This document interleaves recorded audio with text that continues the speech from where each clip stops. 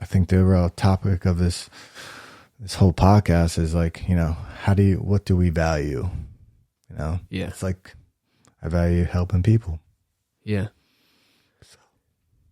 Well, I know that is true because I knew you when you were sleeping on a couch. Uh-huh. And I know you now as a business owner. Yeah, man.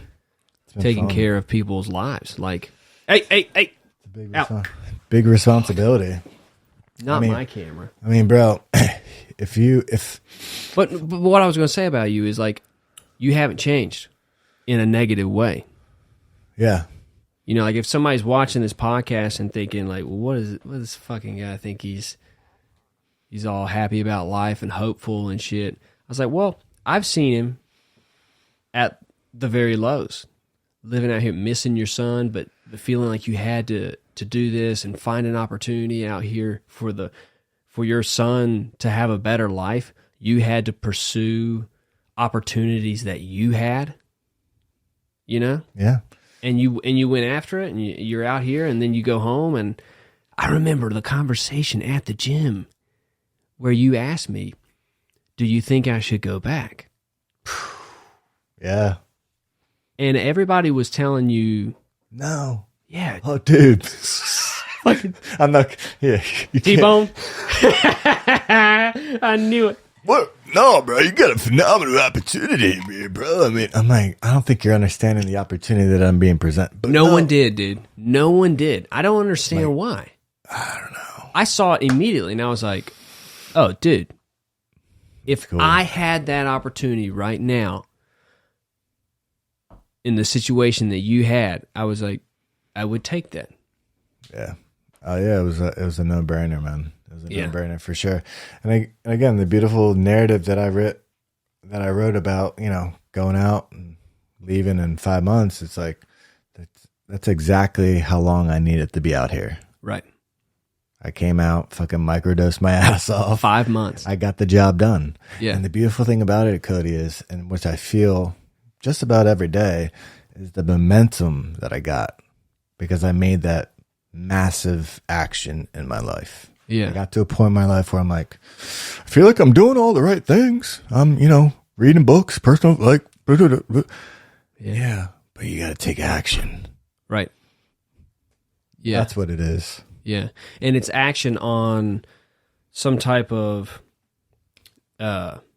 vehicle. Right. Yeah, for sure. Figuring out that vehicle. Yeah. And I feel blessed enough to find a vehicle that, like, for so long, it's like, yeah, let's make money, financial freedom, blah, blah. And it's definitely easy to get caught up with that. And it's exciting and blah, blah. But I don't know. I wake up every single day, like, just knowing, like, it's bound to happen, some level of success. But what does that look like for you? So how I rate my success in a business is not how much money I'm making. It's like, how many people's lives am I changing? You know? Right. Like, so collecting data on that. Like, I'm not going to, like, when I go to organizations, I'm not going to talk about how many beds we have. I'm going to talk about how many graduates, what's our relapse rate, you know, all this data that we're gathering. Because that's where, you know, those are the talking points. That's what, you know. So I just feel like this industry, people are just so caught up in the money. And how many beds they have. But again, that's what makes us different as an organization. You know, that's what I feel in my heart, you know. Well, you are the leader, and that's who you are. Yeah. So, yeah, you can say that's what your business is like. Yeah. And so, again, back to my first statement, it's like basically I've been blessed to find a business that my purpose is bigger than myself, and like, the money, I could care less about the money. Like, I'm excited about it. Right. It used to be more of the focus. Yeah. But now, since, you know, now that you know it's there. I've built this life. Right. I've pulled myself up from the fucking slums of slumming it around based on decisions. Yeah. And now it's just like, okay, just keep doing what I'm doing. It'll come.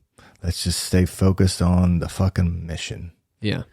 And the mission has to come from me. I have to live the mission every day in order to grow this into that level of, like, you know, credibility. Yeah. You know, people know Come Back Care by our mission. Right. You know, it's not, you know, we're ethically moral, and that's what's gonna separate us. It's Yeah. it's what blows my mind. Like, yeah, there's plenty of credible organizations out there, but I'm just talking about specifically from what I've seen, just being in a very small period of time.